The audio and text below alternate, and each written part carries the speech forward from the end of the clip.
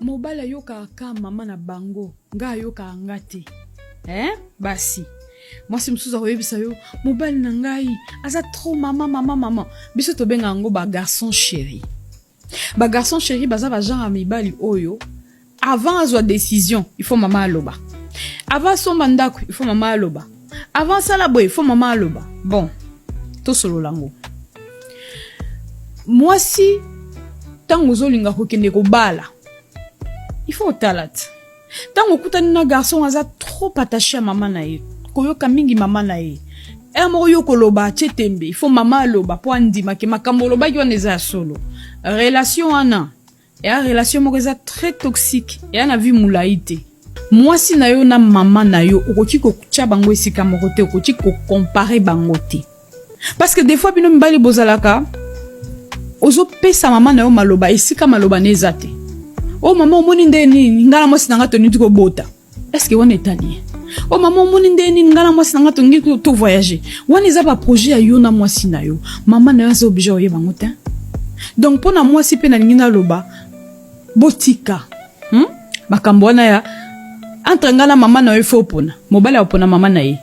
na yebisio déjà kopona mama na ye parce que na ndenge nzamba kela makambo biso basi tozaka tashi na papa basi mibali bazalaka tashi na mama na bango donc eza erreur ko yebisa mobali ya pona. Par contre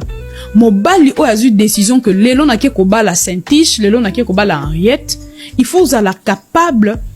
ya komi lobela ke okoli oyebi ko tambola oyebi moto ezikisaka okomi mukolo poso il est lelo yo kaka nanu mama na bino avant osa makamunyo so yoki nanu mama na bino so mama na bino lobino otiki me uzanga tandaka libala wa mwa mke papa vande pa na bino lia potopota mama lia fufu ya mama comme le bungu munene mais soko ndimi ke yo kende ko bala mwana bato et puis ko yoka yo kaka ete yo kaka mama wana nakati libala na bosalani eza na mwasi moko te akondima ko vanda yo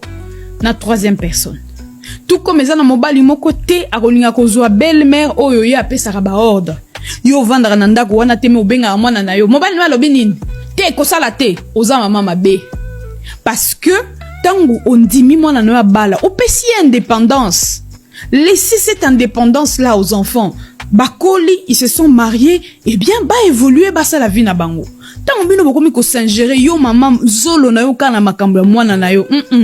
wana ozobo malibala na ye ozobongisa ngo te. Donc voilà ce que moi je voulais dire un peu par rapport à cette question. Les débats du mariage au fait c'est ça.